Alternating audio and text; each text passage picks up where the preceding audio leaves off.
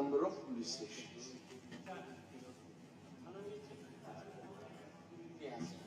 এটার উপর অনিমেষ বাবু যেটা বলছেন এটার উপর স্যার আমি নতুন করে থানা চাইছি না, আমার এখানে থানা অলরেডি নোটিফিকেশন হয়ে গেছে, বাইজাল বাড়িটা থানা হিসাবে ঘোষণা হয়ে গেছে, কিন্তু আজ পর্যন্ত উদ্বোধন হয়নি।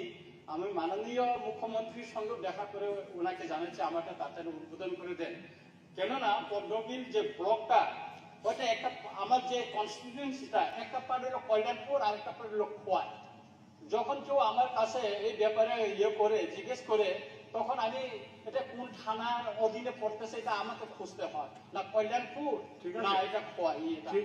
এই বিষয়টা স্যার আমার একটা তাড়াতাড়ি যদি উদ্বোধন করে দেয় তাহলে আমার একটা সুবিধা হবে। আর আমি যতটুকু জানি আমি মাননীয় মুখ্যমন্ত্রীকেও আমি বলেছিলাম যে ওই যে বাইজার বাইরে হসপিটালের যে অংশটা এটা ওখানে এনওসি পাইনি বলে আমি। রঞ্জিত বাবু এগুলো সাপ্লিমেন্টের দরকার নেই, মুখ্যমন্ত্রীর সঙ্গে দেখা করতে পারেন, দেখা করে বলবেন, দেখা করে বলবেন হবে।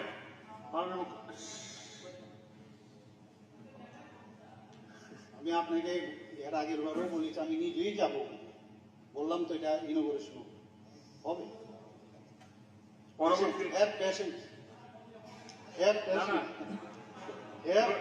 ধৈর্য ধরুন না, হয়ে যাবে। মাননীয় সদস্য শ্রী নির্মল বিশ্বাস মহোদয়। Sir question number 64।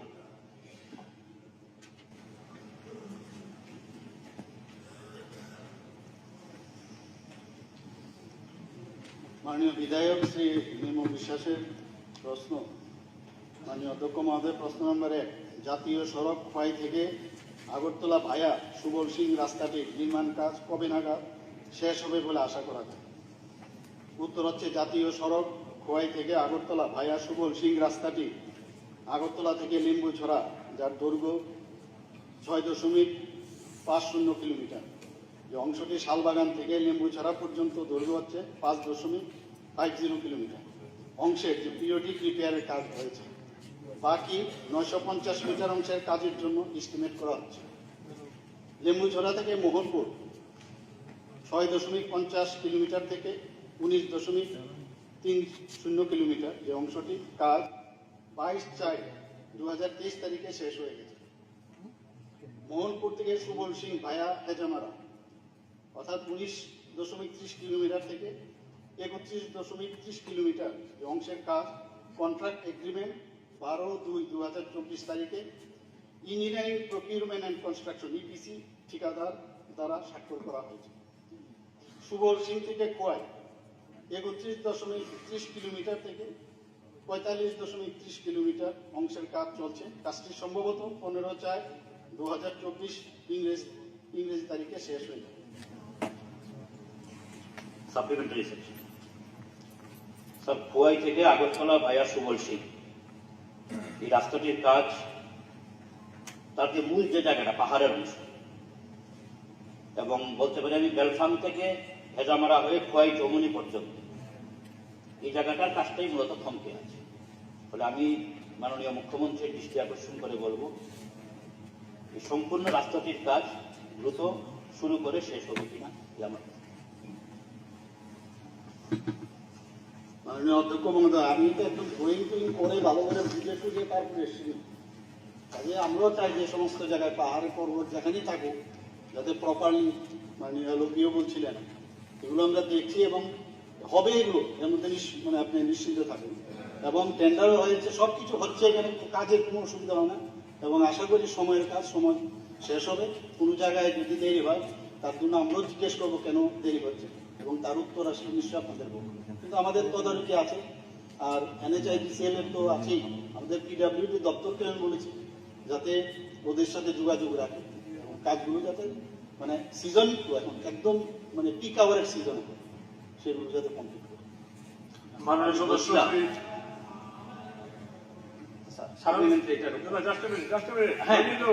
এক্ষুনি শেষ করছি স্যার। উনি বলবেন স্যার, আমি এই কারণে স্যার বলছিলাম, বিশেষ করে খোয়াই থেকে কমলপুর রাস্তাটার কাজ যে গতিতে হয়েছে, আসলে খোয়াই আগরতলার কাজটা খুব ধীমে দ্বারা চলছে, তাই আমি এই বিষয়ে মুখ্যমন্ত্রীকে অনুরোধ করছি যে বিষয়টা একটু বিশেষভাবে দেখবেন। বলুন।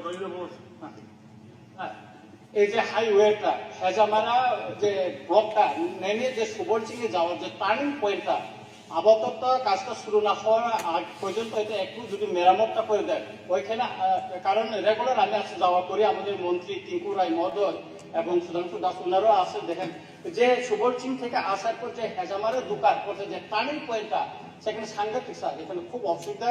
আরেকটা হচ্ছে যে সুবল সিং ব্রিজ ক্রস করার পর যে সুবল সিং যে ব্রিজটা বাজারটা পার হয়ে ক্রস করার পর এই যে টার্নিং পয়েন্টটা এটা খুব অবস্থা খারাপ। ওই দিন আমি আজকে দেখলাম ওখানে গাড়ি দুইটা মুখামুখি সংঘর্ষ হচ্ছে স্যার। ওই জায়গাটা একটু জঙ্গল টঙ্গল একটু আপাতত কেটে দেয় তাহলে ভালো হয়। আরেকটা হলো ইকো পার্কের যে পয়েন্টটা স্যার উপরে যে ইকো পার্ক পয়েন্টটা এটাও খুব ডেঞ্জারাস জায়গাটা। আর এই দিক থেকে এইদিকে আসাটা দেখা যায় এটা একটু জঙ্গল টঙ্গল একটু কাটা দেওয়ার জন্য যদি ব্যবস্থা করা হয় একটু ভালো হবে স্যার। ঠিক আছে, মাননীয় মুখ্যমন্ত্রী বলেন। মাননীয় বিধায়ক যে বললেন মাননীয় মুখ্যমন্ত্রী ভগবন্ত কিছু বলছিলেন, বলুন রাস্তার সংক্রান্ত। মাননীয় স্পিকার স্যার, যেহেতু এনএচএডিসিএল বা রাস্তার বিষয় আমার ছোট্ট একটা বিষয়, আমি মাননীয় মুখ্যমন্ত্রীজির সঙ্গে এই বিষয়ে কথা বলেছিলাম। কুমারঘাট শহর একদম মেইন শহরের মধ্যে এনএচএডিসিএল এর একটা পোর্শন যেটা নেতাজি চৌমনি থেকে এসি কমপ্লেক্স পর্যন্ত এটা মারাত্মকভাবে মানে তাদের যে নতুন রাস্তা তৈরি হচ্ছে তো রেলওয়ে স্টেশন থেকে তাদের বড় বিশাল বিশাল গাড়ি পাথর নিচ্ছে যার কারণে রাস্তাটা একদম ভেঙে বড় বড় গর্ত। মাননীয় মুখ্যমন্ত্রী উনি নিজেও কথা বলেছিলেন আমার সামনে থেকে, আমি বারবার পার্সু করেছি এনএসএডিসিএল এর ইডির সঙ্গে বা তাদের সব ধরনের জিএম থেকে এজিএম সবার সঙ্গে কথা বলেছি, কিন্তু কোনো রেসপন্স তাদের থেকে পাওয়া যাচ্ছে না। তাই আজকে যেহেতু এই বিষয় নিয়ে আলোচনা হচ্ছে, আমি মাননীয় মুখ্যমন্ত্রী যে ওনার কাছে আবার বিশেষভাবে অনুরোধ করবো যে আমাদের টুকটুক ড্রাইভার থেকে শুরু করে অটো ড্রাইভার এমনকি যাত্রী সবাই কষ্ট ভোগ করছেন সেখানে এবং বিভিন্ন ধরনের কথাবার্তা বলছেন। তো সেই রাস্তাটাকে যদি মিনিমাম একটা মেনটেনেন্স যদি আপাতত করা যায় তাহলে জনসাধারণের জন্য খুবই একটা ভালো হবে। আমি সেই দিকে একটু দৃষ্টি রাখার জন্য বিশেষভাবে অনুরোধ করছি। ঠিক আছে, ঠিক আছে। মাননীয় অধ্যক্ষ মহোদয়, মাননীয় বিধায়ক মঞ্জিতবাবুজি বললেন, এখানে আমার কাছে যে রিপোর্টটা আছে এটা হচ্ছে মোহনপুর থেকে সুবল সিং ভাইয়া হেজমারা, কিলোমিটার হচ্ছে 19.30 থেকে 31.30। এটার যে অংশ সেটা হচ্ছে 2 লেন উইথ পেভ শোল্ডার। এটা উন্নতি করতে হবে এবং তার যে প্রশস্তিকরণের যে কাজটি আমরা ইপিসি ঠিকাদারকে প্রদান করা হয়েছে এনএচআইটিএসএল এর মাধ্যমে, কিন্তু যে ঠিকাদার তার কাজটা যেহেতু শুরু করতে পারেনি তাকে টার্মিনেট করা হয়েছে, যে কারণে ওই ডিলে যে বিষয়টা টার্মিনেট করা হয়েছে এবং দ্বিতীয়বার আবার এর জন্য টেন্ডার কল করা হয়েছে। এর মধ্যেই যখন টেন্ডারের যখন সব শেষ হবে দৃশ্য কাজটা শুরু হবে। আর বাকি আপনিও ওখানে থাকেন, যদি দেখেন কোনো সমস্যা হচ্ছে আমার গোচরে আনবেন। পরবর্তী প্রশ্ন রেখেছেন মাননীয় সদস্য শ্রী বিশ্ববিদ্যালয় বর্মা মহোদয়। Honorable Speaker, sir, my admitted to start question 67.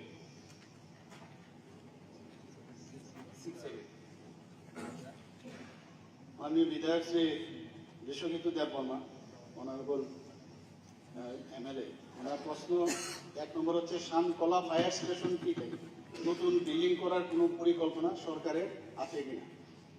উত্তর হচ্ছে শানকলা ফায়ার স্টেশনটির জন্য নতুন বিল্ডিং করার কোনো পরিকল্পনা নতুন বিল্ডিং করার পরিকল্পনা সরকারের আছে। প্রস্তুতি যদি থাকে তাহলে কবে নাগাদ করা হবে বলে আশা করা যায়। প্রয়োজনীয় অর্থের সংস্থান এবং জমি বরাদ্দের কাজ সম্পন্ন হলেই শানকলা ফায়ার স্টেশনটির জন্য নতুন বিল্ডিং নির্মাণের কাজ শুরু করা হবে। সাপ্লিমেন্টারি স্যার, আমার শিবনাথ এক্সপিরিয়েন্সে এটাই একটা সাবস্টেশন ফায়ার সার্ভিসের, ওইটা 2016-17 সালে উদ্বোধন হয়েছিল। ওই সময় ওই বিল্ডিংটা খুব ভাঙা ঘোরা অবস্থায় তারা উদ্বোধন করেছিল এবং যারা ফায়ার কর্মীরা আছেন তারা খুব তাদের দুরবস্থা, কারণ ওইখানে ভালো বিল্ডিং নেই, কিন্তু তারা পুরো শিবনাটাকে সার্ভিস করতে হচ্ছে। সুতরাং আমি ফায়ার সার্ভিসের ডাইরেক্টর সাহেবকে নিয়েই একবার ভিজিট করেছি এবং ওটা তাড়াতাড়ি করার জন্য অনেকবার চিঠিও দিয়েছি এবং ভেবেছিলাম এই 24-25 বাজেটে ওই বিল্ডিংটার জন্য যাতে বাজেটে ঢুকানো হয়। কিন্তু জানি না এখন কি অবস্থায় আছে। ফায়ার যারা ওইখানে স্টেশনে থাকেন, যারা ফায়ারম্যান, ওরা শুধু ফায়ারের ব্যাপারে নেই, তারা অ্যাক্সিডেন্টের ব্যাপারে অনেক কিছু দেখে, কিন্তু ওদের থাকার জন্য বিল্ডিং নেই, সেটাই সবচেয়ে প্রবলেম হচ্ছে। সুতরাং তাড়াতাড়ি ওই নতুন বিল্ডিং তৈরি করে দেবেন কিনা ওটাই আমি জিজ্ঞেস করতে চাই। মাননীয় অধ্যক্ষ মহোদয়, I agree with him that dilapidated অবস্থায় আছে। So the existing Shankala fire station is located at a distance of about 10 kilometers from the Hazamara block headquarters. The temporary building housing the fire station built in the year 2017 has now become dilapidated, and therefore for a permanent construction of fire station building, a proposal for sanctioning fund amount rupees 200 lakh has been submitted for being approved under the special central assistance to states for capital investment during financial year 2024-25. The Shankala fire station building is located at present over a piece of revenue department's land. A proposal for allotment of a suitable plot of government land for constructing the proposed permanent building of the fire station has already been submitted to the DM and Collector West Tripura. As reported, the allotment process is now underway. So I think I can satisfy you in near future. প্রশ্নের প্রায় একদম শেষ পর্যায়ে চলে এসেছি, আর 2 minute সময় আছে। মাননীয় সদস্য শ্রী ইসলামউদ্দিন মহোদয়। মাননীয় স্পিকার স্যার, আমার অ্যাডমিটেড কোয়েকশন নাম্বার 76।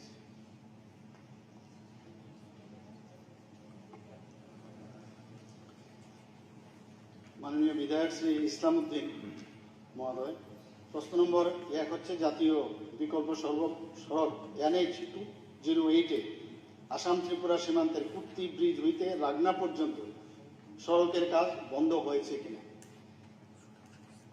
হ্যাঁ, জাতীয় বিকল্প সড়ক আসাম ত্রিপুরা সীমান্ত কুর্তি ব্রিজ হইতে রাগনা পর্যন্ত সড়কের কাজ বন্ধ রয়েছে।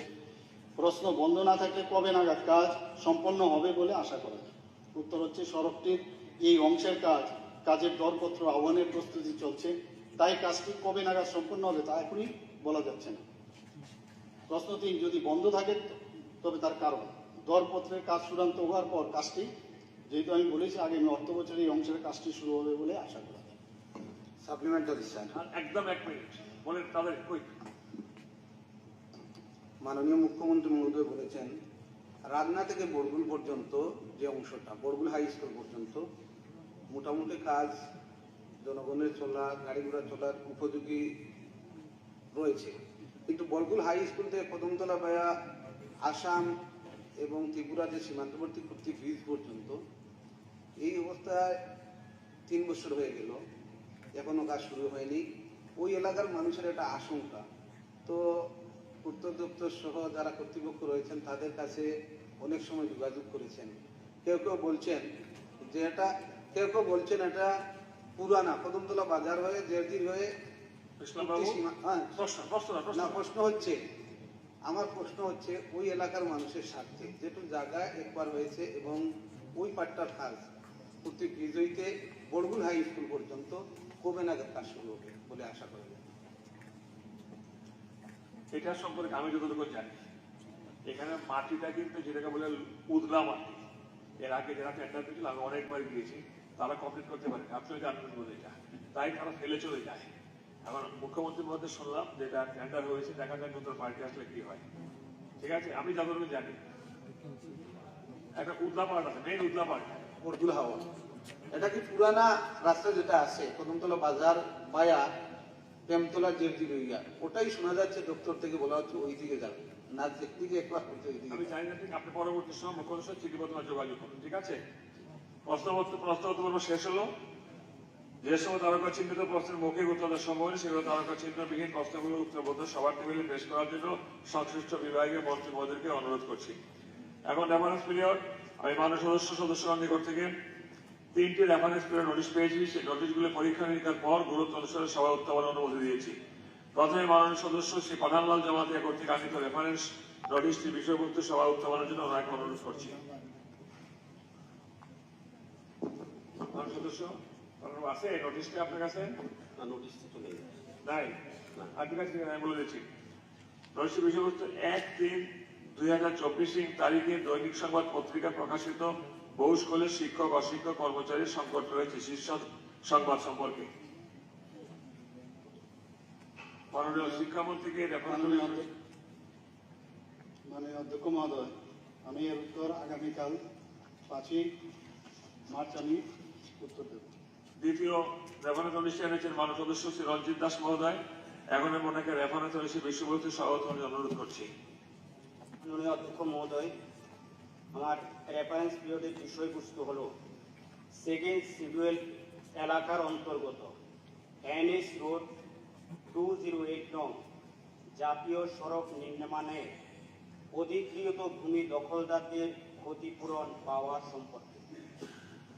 মাননীয় রাজস্ব দপ্তরের ভারপ্রাপ্ত মাননীয় মন্ত্রীকে রেফারেন্স অনুষ্ঠান বিষয়ে বিবৃতি করার জন্য অনুরোধ করছি। আজকে সম্ভব না হলে আগামীকাল। মাননীয় অধ্যক্ষ মহোদয়, এই রেফারেন্স পিরিয়ডের উত্তর আমি আগামীকাল 5 মার্চ দেব। আমি অফিসের যারা অফিসে কাগজগুলো সাপ্লাই করেন এরা কেন পাঠানলাল বাবু এটা রেফারেন্সের নোটিশটা পেলেন না দেখবেন, দেখতে হবে তো। তৃতীয় রেফারেন্স এনেছেন মাননীয় সদস্য শ্রী ভগবান চন্দ্র দাস মহোদয়। এখন আমি ওনাকে রেফারেন্স নোটিশে বিষয়বস্তু উত্থাপনের জন্য অনুরোধ করছি।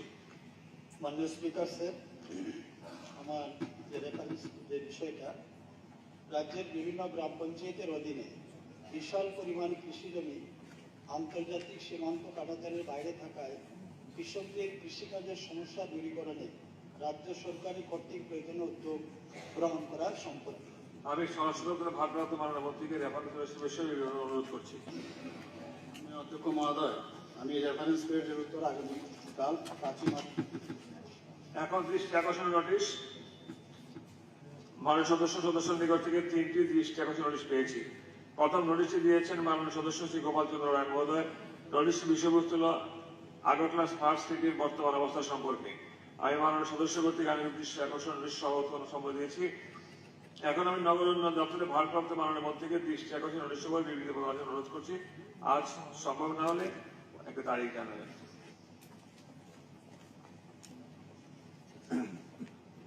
আগামীকাল আমি এর উত্তর দেবো 5 মার্চ। দ্বিতীয় নোটিশটি দিয়েছেন মাননীয় সদস্য শ্রী বিরোধী সেনা মহোদয়। নোটিশটির বিষয়বস্তু হল ত্রিপুরার বসবাসকারী বিভিন্ন সম্প্রদায়ের আর্থিক, কৃষ্টি, সংস্কৃতি এবং কৃষি ইত্যাদি উন্নয়নের জন্য ডেভেলপমেন্ট কাউন্সিল গঠন সম্পর্কে। আমি মাননীয় দৃষ্টি নোটিশ সভাপতি সম্মতি দিয়েছি। এখন আমি জেনারেল অ্যাডমিশন দপ্তরের ভারপ্রাপ্ত মাননীয় মন্ত্রী মহোদয় অনুরোধ করছি। আজ সম্ভব না হলে আগামীকাল 5 মার্চ আমি উত্তর দেব। তৃতীয় নোটিশটি দিয়েছেন মাননীয় সদস্য শ্রী শম্ভুলাল চাকমা মহোদয়। নোটিশের বিষয়বস্তু হল রাজ্যের প্রধানমন্ত্রী গ্রাম সড়ক যোজনা PMGSY অন্তর্গত নির্মীয়মান সড়কগুলির কাজের বর্তমান অগ্রগতি সম্পর্কে। আমি মাননীয় সদস্য কর্তৃক আগামী দৃষ্টি আকর্ষণ নোটিশ সভাপতি অনুরোধ দিয়েছি। এখন আমি পূর্ত PMGSY দপ্তরের মাননীয় মন্ত্রী মহোদয়কে দৃষ্টি আকর্ষণ নোটিশ সভায় বিবৃতি প্রদানের জন্য অনুরোধ করছি। নাহলে আগামীকাল 5 মার্চ এর উত্তর দেব। মাননীয় সদস্যগণ, নির্ধারিত কার্যসূচি অনুযায়ী আগামী 5 মার্চ 2024 তারিখে বিধানসভার অধিবেশন শেষ হচ্ছে। এই পরিপ্রেক্ষিতে অধিবেশনের শেষ দিনে অর্থাৎ 5 মার্চ 24 তারিখে রেফারেন্স পিরিয়ড এবং কলিং অ্যাটেনশন নোটিশ গ্রহণ করা সম্ভব হচ্ছে না বলে আমি সভাকে অবহিত করছি।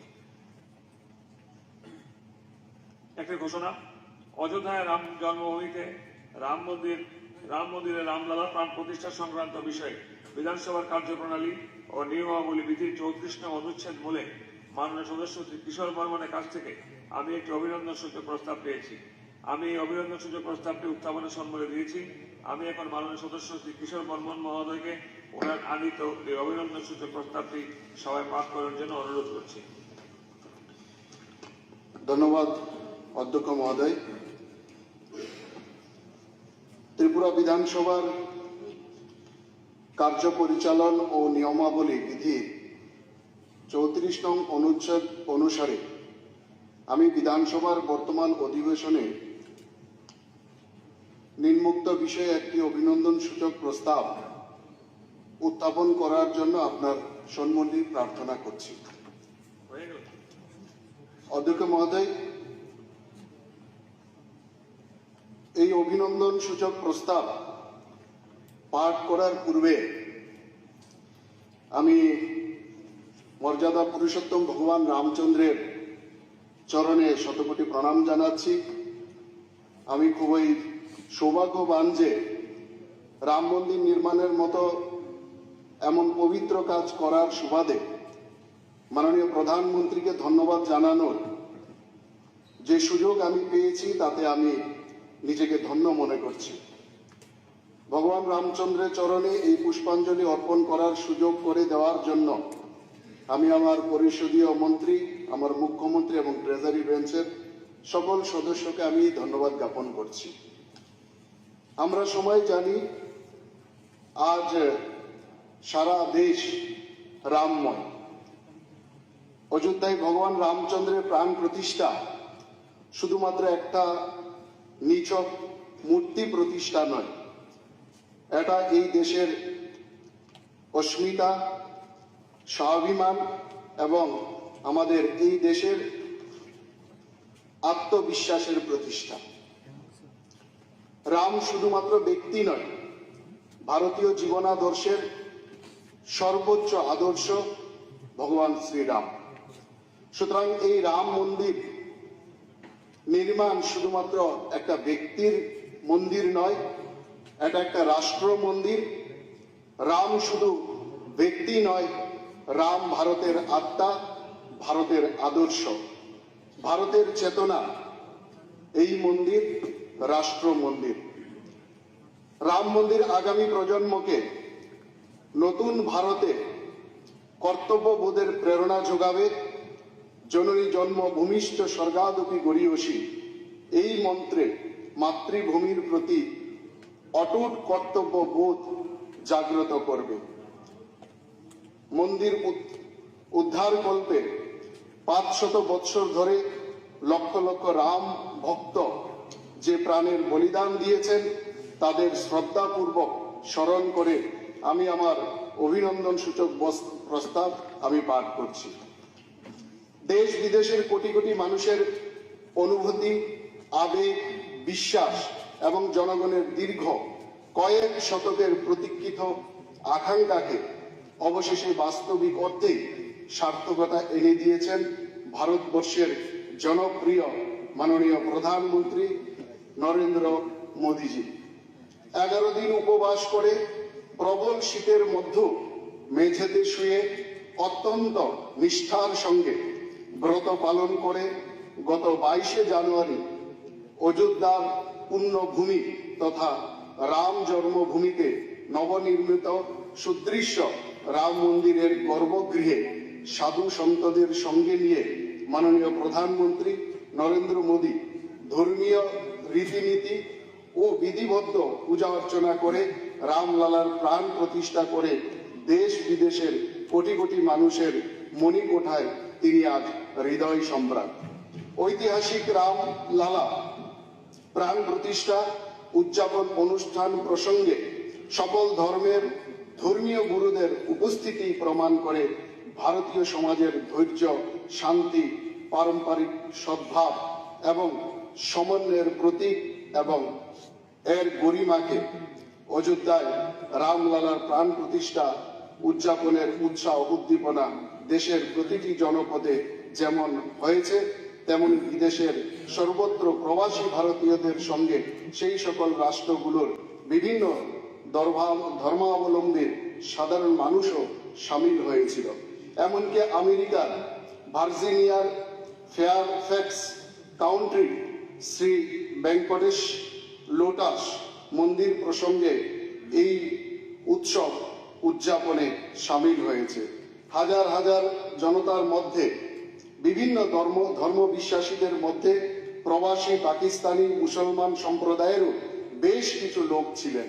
রামলালার প্রাণ প্রতিষ্ঠার ঐতিহাসিক মুহূর্তটি মানব জাতির কাছে ধর্মীয় সম্প্রীতি এবং সাংস্কৃতিক ঐতিহ্য সংরক্ষণের প্রতি অটুট অঙ্গীকারের একটি উজ্জ্বল দৃষ্টান্ত হয়ে থাকবে। ঐক্য, বৈচিত্র্য ও সকল ধর্মের প্রতি শ্রদ্ধার মূল্যবোধ আমাদের দেশের মূল ভিত্তি। এর মাধ্যমে উজ্জ্বল ভবিষ্যতের দিকে আজ জাতির সম্মিলিত প্রচেষ্টা প্রতিফলিত হচ্ছে। ভারতবর্ষের মাননীয় প্রধানমন্ত্রী শ্রীযুক্ত নরেন্দ্র মোদীজি রাষ্ট্র ধর্ম অনুসরণ করে নানা ধরনের বৈচিত্র্যের মধ্যেও সকল ধর্মের প্রতি শ্রদ্ধার মূল্যবোধ প্রদর্শন এবং জাতির কল্যাণের সংকল্প নিয়ে নিষ্ঠার সঙ্গে দেশকে এগিয়ে নিয়ে চলছেন। অযোধ্যা রাম মন্দির নির্মাণ দেশবাসীর মনে শক্তির বিকাশের জন্ম দিচ্ছে। ভগবান রাম বিবাদ নয়, সমাধান। রাম শুধু অতীত বা বর্তমানেই নয়, অনন্তকালের।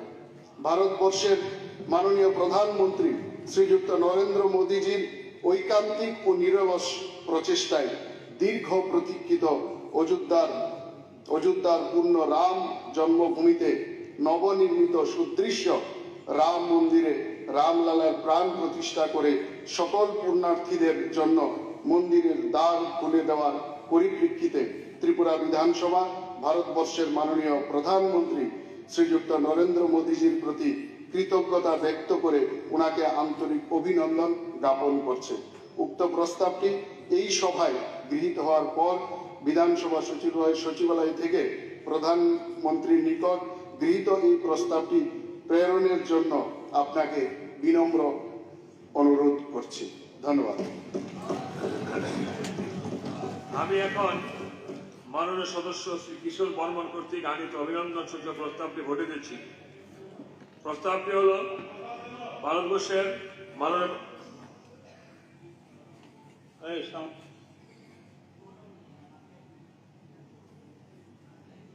আমাকে পড়তে দেবেন প্লিজ। মাননীয় বললাম আমি পড়া শেষ করি, 2 লাইন পরে পড়তে এটা মাঝখানে ঢোকা যায় না তো। প্রস্তাবটি হল ভারতবর্ষের মাননীয় প্রধানমন্ত্রী শ্রীযুক্ত নরেন্দ্র মোদীর ঐকান্তিক ও নিরলস প্রচেষ্টায় দীর্ঘ প্রতীক্ষিত অযোধ্যার পূর্ণ রাম জন্মভূমিতে নবনির্মিত সুদৃশ্য রাম মন্দিরে রামলালার প্রাণ প্রতিষ্ঠা করে সকল পুণ্যার্থীদের জন্য মন্দিরের দ্বার খুলে দেওয়ার পরিপ্রেক্ষিতে ত্রিপুরা বিধানসভা ভারতবর্ষের মাননীয় প্রধানমন্ত্রী শ্রীযুক্ত নরেন্দ্র মোদীর প্রতি কৃতজ্ঞতা ব্যক্ত করে ওনাকে আন্তরিক অভিনন্দন জ্ঞাপন করছে। যারা এই প্রস্তাবের পক্ষে আছেন তারা হা বলবেন, যারা এই প্রস্তাবের বিপক্ষে আছেন তারা না বলবেন। আমি মনে করি যারা হা বলেছেন অর্থাৎ না বলার কেউ নেই, তারাই সংখ্যাগরিষ্ঠ। অতএব অভিনন্দন সূচক প্রস্তাবটি সভা কর্তৃক গৃহীত হল। এটার উপরে আর কোনো আর্গুমেন্ট চলে না, শ্যামল বাবু। সারা পৃথিবী, সারা ভারতবর্ষের 99% মানুষ যেটাকে গ্রহণ করেছেন, 1-2 দিনের জন্য এটা দরকার নাই। Laying of papers of the table of the house. Ram বিবাদ নয়, সমাধান। রাম অতীত বর্তমান নয়, অনন্তকালে। বাস। না, ভারতবর্ষে 99.9% মানুষ অ্যাকসেপ্ট করেছেন, এটা কোনো আলোচনা বিতর্ক চলে না। Next, laying of papers of the table of the house. Now the business before the house, laying a copy of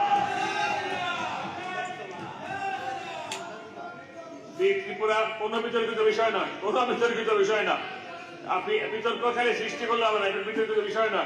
The Tripura State Legal Service Authority 12th Amendment Regulation 2022 and the Tripura State Legal Service Authority within bracket 13 Amendment Regulation 2024 and number 2, the action taken report on the recommendation of 5th State Finance Commission in respect of urban local bodies under Urban Development Department, Government of Tripura, on the table of the House.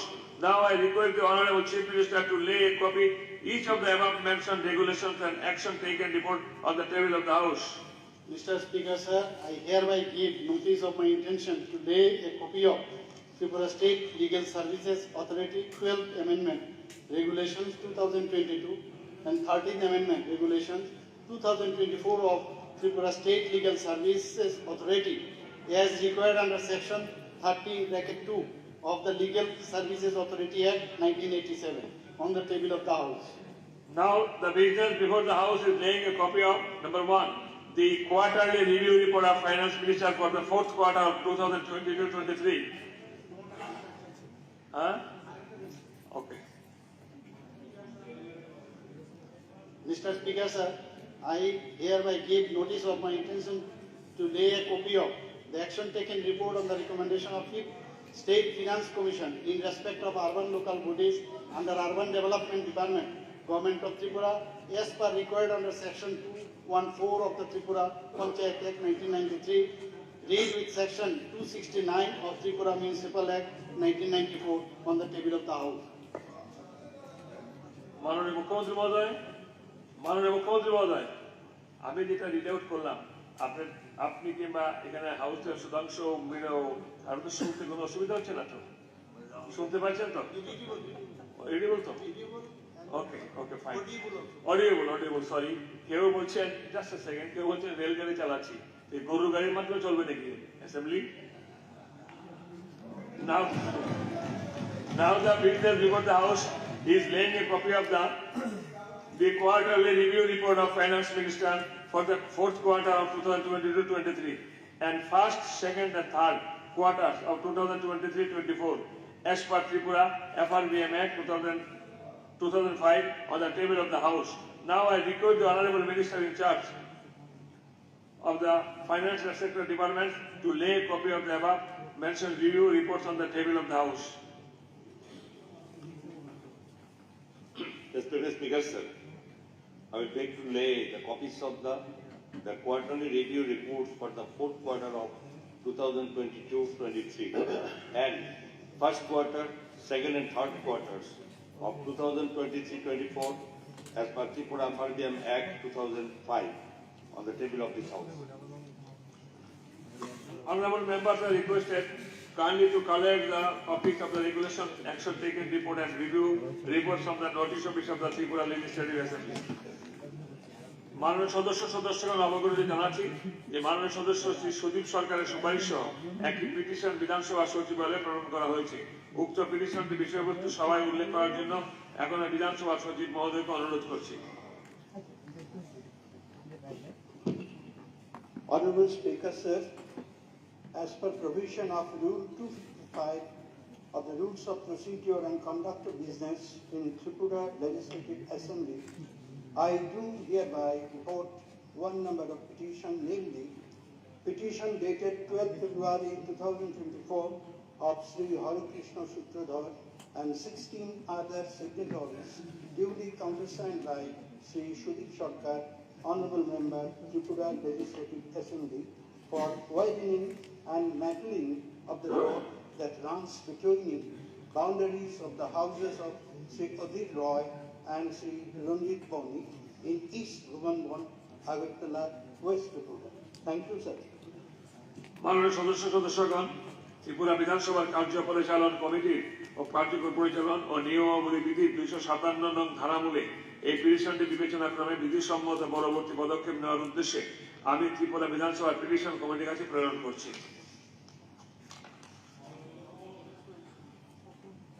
Before you move to the next business, আমি বিরোধী হাউসের